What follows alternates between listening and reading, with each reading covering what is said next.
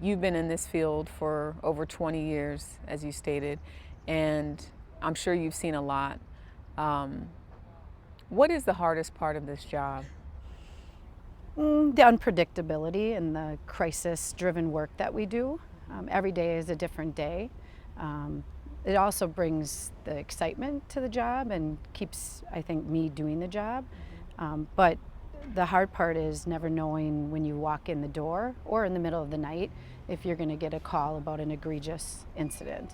We're just faced with a number of major challenges, and we don't have enough necessarily staff at times to manage all of the families that we have to serve. What is the population here in Outagamie County? Around 180,000. 180,000. How many kids are in foster care right now? 211. 211 children in foster care. Yeah.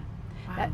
It's increased. The one huge stressor on our system in the last 4 years is we've doubled the number of children in out-of-home care. So we used doubled the number of Yep. children in foster Yep, care in the we last have. 4 years. Right, we have. Why is that?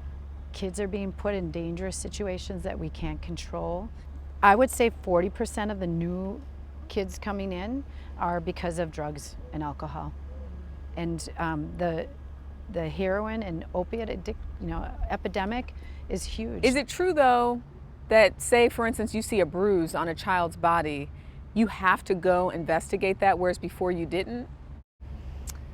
Our reporting laws have increased. We've gone up over the last 4 years from about approximately 2,700 reports a year to over 3,400 reports in a year of abuse and neglect. So the people taking the calls, sometimes we're asking social workers, you need to take the phones because we can't keep up with the reports. Do you understand why when someone comes to your office and says, Melissa, I just can't do this anymore? I do. I think I have a good idea. We survey staff, we talk to the staff. It's the imbalance, the work-life imbalance, and it's unpredictable. Have you ever lost a child?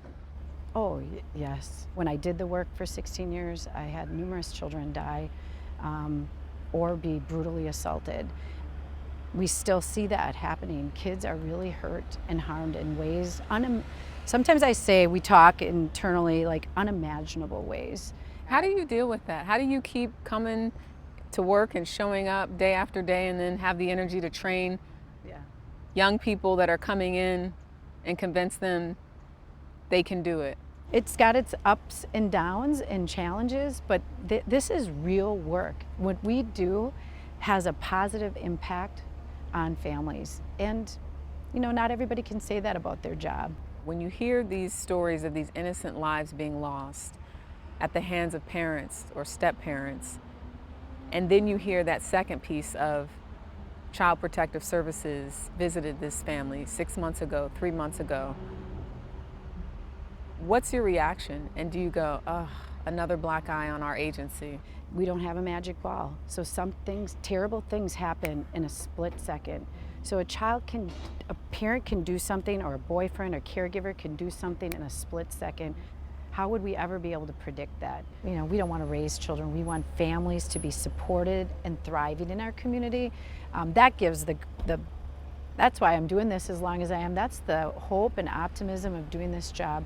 But I always say it's heart work. So the staff, heart work. This is the difference in what we do is, it's not only hard work, it's heart work. When kids reunify, when they get to go home from foster care, we celebrate that because a family gets to heal and be together.